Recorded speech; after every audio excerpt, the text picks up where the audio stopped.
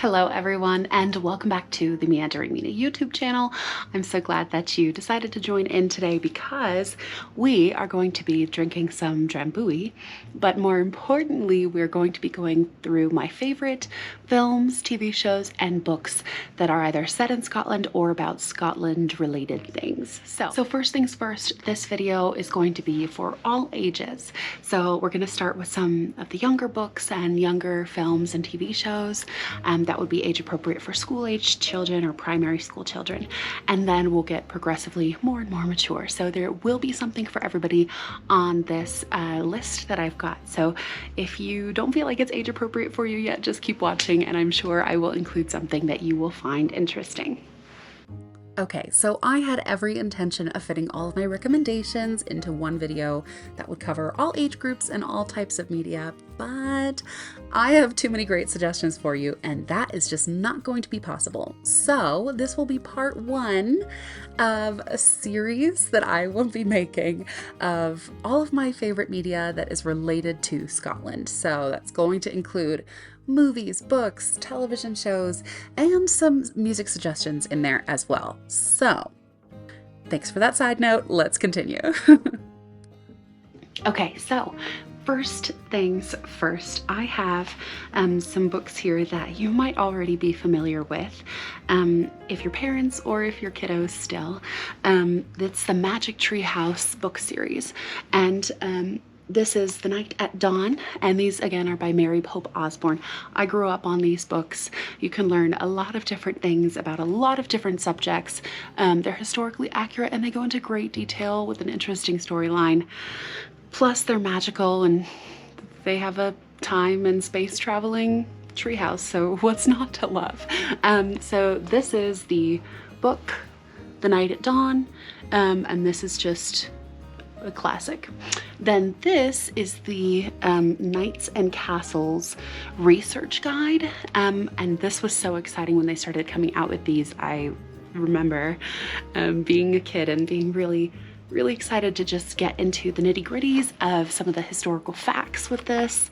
You know, examples would be what it looks like in the castle's kitchen, some definitions and terms about castle architecture and the kinds of people that worked in a castle to help it function. So if you are going to Scotland, I would definitely suggest getting these books for your kiddos so they can understand and appreciate castle life and castle culture and some of the architecture and the history behind castles before you go, just so they'll have a greater understanding and kind of a background knowledge before you see some castles in particular. So this is my first recommendation. You can't go wrong with Magic Tree House.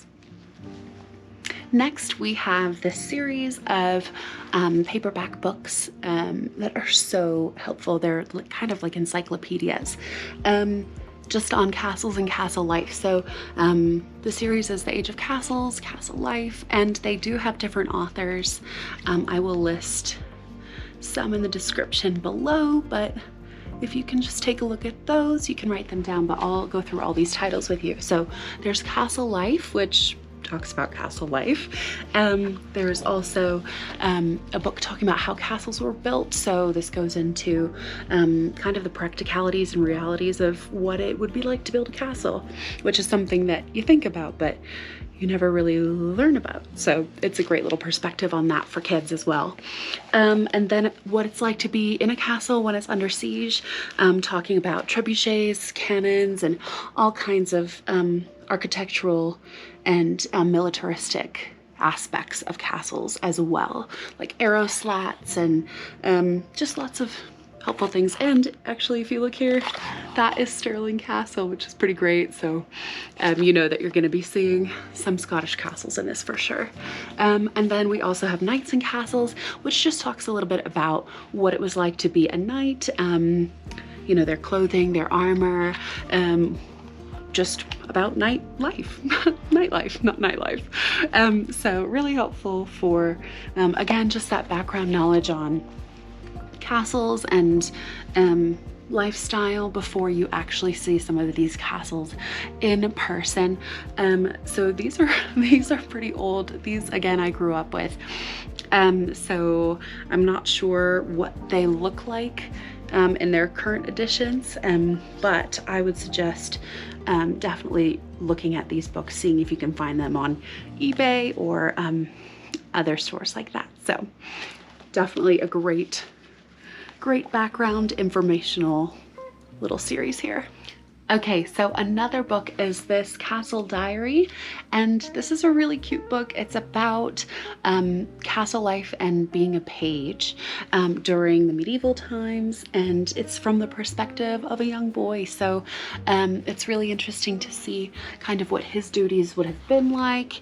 Here, I'll give you the author's information, author and illustrator's information here at the bottom, but really neat to see kind of the different expectations and parts of his job description as being, you know, a knight in training, an assistant, a page, just somebody who works in a castle to help it function.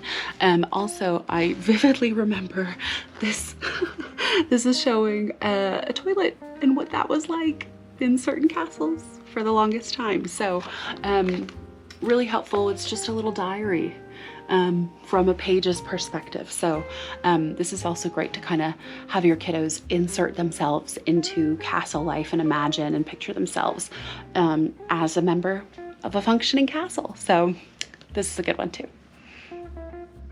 Okay, so next up we have a Royal Diaries book, and this is different from the Princess Diaries, which we all know and love, but these books are it's a series, and it's of different princesses and royalty from different nations and cultures and ethnicities across the globe and through different time periods. So this one is on Mary Queen of Scots.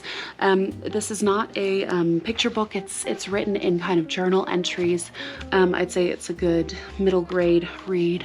I think I started reading some of these when I was in the 2nd or 3rd grade, so I would estimate anywhere from, you know, age 7 or 8 for mature readers to about age 12. You could probably get away with this. Obviously for younger children, it would be helpful to probably read it to them if they're below the age of 7, 8, and over, you know, it'll just be a really quick read. But this is on Mary Queen of Scots.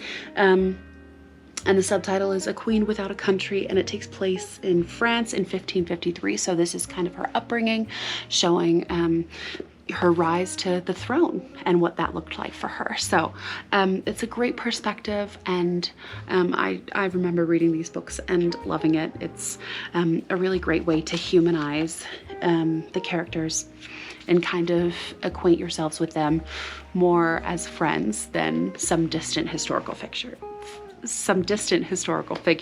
So yeah, so it's a good one too. So if you've been watching the channel for any amount of time, you'll know that I really love fairy tales and folklore and old wives' tales. So I would be remiss if I didn't include a section on books of folklore and fairy tales and just general mythology. So we're going to begin first with some Celtic fairy tales, and these are just some older ones. This is Celtic Fairy Tales by Joseph Jacobs, just as an example. There are so many different fairy tale collections that are based on Celtic mythology that you can find, but this is one I have that's great.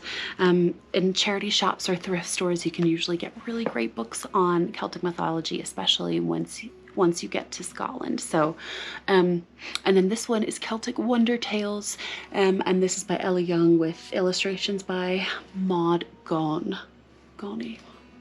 If you're headed more to the north or any of those coastal regions, just because the Vikings did conquer by sea, it would be helpful to read some Nordic mythology and Norse myths and legends, and this is just a version that I have a book on those. You can find plenty. So this is by Helen Gerber. But it's lovely. It's hardback and it has some images, and anyway, lovely. And then the next one that I have that is also on Nordic myths and mythology is, of course, a mythology book by Delaire.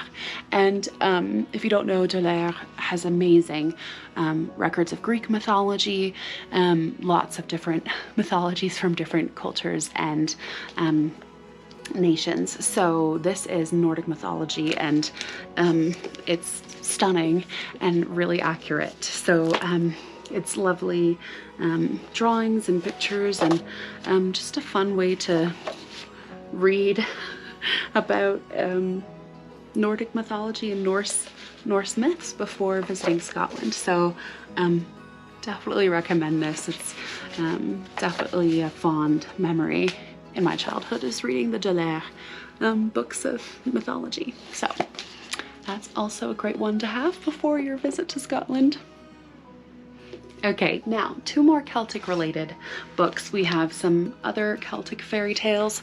This is really nice. It does have illustrations, so this is definitely kiddo friendly. You know, great little stories that really help the mythology come to life. So this is definitely a favorite of mine. Good bedtime stories, not all of them, but most. And then this is an encyclopedia style book, and it's Step into the Celtic World. Really lovely book. I remember sitting and just reading these as a child, and I could not put it down. There are others as well in the series, and you can tell it's very aggressively 90s by the fashion choices that are made in this book. But really it's such an interesting and exciting peek into Celtic culture and some of the artifacts that you can find in museums when you visit Scotland. So it goes back to Neolithic times, and then yeah, it definitely has some exciting, you know, things for children, like some recipes, and this is on making oat cakes, so you can actually experience a little bit of Scottish or Celtic cuisine before you visit. It's definitely on the more tame side. You won't find a recipe for haggis in here, but that's something that you want to experience in person, made by a local anyway. So lots to see, really great for kids, and I'm sure there are newer editions as well, where the outfits and the hairstyling won't be so aggressively 90s, but definitely a really interesting book with lots of pictures of artifacts and locations. So that again will definitely help bring Scotland and the Celtic world to life before you ever step foot on Scottish soil. Okay, now some that you might not be very familiar with in terms of their Scottish ties, but we're going to go ahead and begin with Peter Pan by J.M. Barrie. And J.M. Barrie is actually Scottish. He was born in Scotland and grew up there. So this is just a paperback edition. I'm sure you probably have your own edition if you're into books at all. Yeah, Peter Pan, it's amazing. He has a museum, and there are Peter Pan statues as well. So you'll definitely encounter some Peter Pan and J.M. Barrie experiences when you're in Scotland. So it's always good to brush up on the actual story. You can watch the Disney film as well, but they are different. So I recommend giving it a good read. Okay, so if you have seen my literary Edinburgh video, or the Bookworm's Guide to Edinburgh, you know all about these 2 gentlemen already, but this is Sherlock Holmes. We know him, we love him, he's iconic. And he's not just based in London, because Sir Arthur Conan Doyle has deep ties to Edinburgh and Scotland. So this is just an everyman's children's classic version, but anything Sir Arthur Conan Doyle or Sherlock Holmes is guaranteed not to disappoint. So this is a great one to add to your collection to read before visiting Scotland or England, but we're talking about Scotland.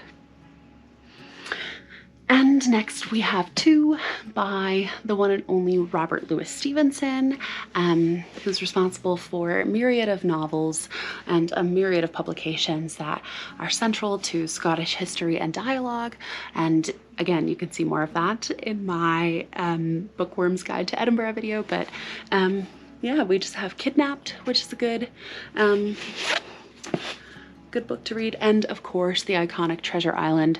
If you haven't read either one of these, I would say read Treasure Island. It's brilliant, it's amazing. You'll notice pop culture references to it everywhere. Will not disappoint. So definitely go ahead and take a look at these if you're interested. And again, you know, they're probably middle grade books, but you can definitely read them as adults as well. Some of that language is a little bit more old fashioned. So this could be a good one to read with your children if you were wanting them to read it before coming to Scotland, but always a good read. Okay, so that is the end of part 1 of this series on Scottish related books, movies, TV shows, music, the works. So next we will be talking about school-aged children's movies, and that'll be this next video that will hopefully be appearing right now as a link on this screen. So we'll see you over there. Bye.